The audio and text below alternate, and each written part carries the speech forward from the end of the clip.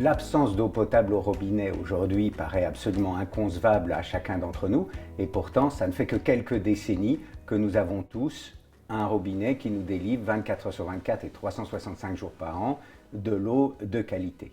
Il faut veiller à tout l'amont, c'est-à-dire à toute l'ingénierie qui souvent échappe au grand public, qui est nécessaire à la distribution de l'eau en permanence dans chacun des foyers.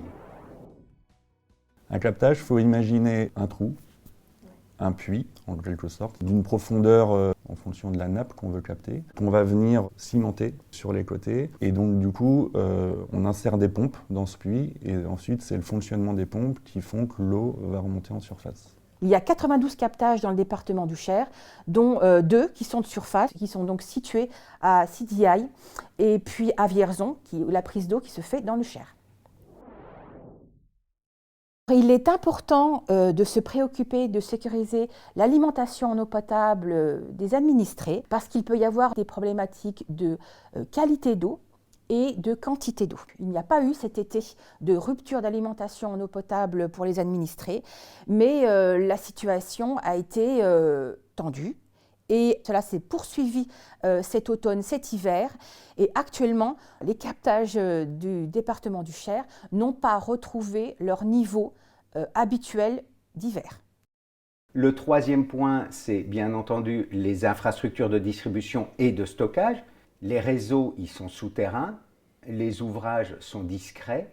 Et le fait de ne pas le voir n'enlève rien à l'importance qu'il y a à procéder à des investissements réguliers et à suivre ces réseaux. Et le quatrième point, c'est de plus en plus aujourd'hui l'interconnexion entre les réseaux. Quand on s'interconnecte avec nos voisins, on minimise les risques de crise puisqu'on peut se dépanner les uns les autres, sur le même modèle qu'on le fait par exemple pour l'électricité.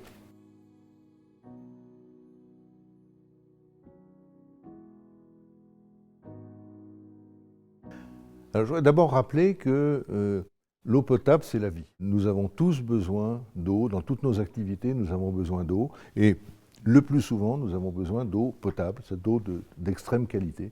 Alors, l'eau potable, on l'a dit, est sous la responsabilité des communes, des intercommunalités, des syndicats d'eau potable, mais le département est là pour que ces organismes soient capables de fournir de l'eau de qualité.